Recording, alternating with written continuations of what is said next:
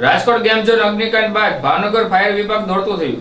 કમિશનરની emergency meeting બાદ fire વિભાગ દ્વારા ઈપી મેક્સેસ ટોપ 3 અને વર્તેજ આરકે બાજુ ગેમ ઝોનને બંધ કરાયું.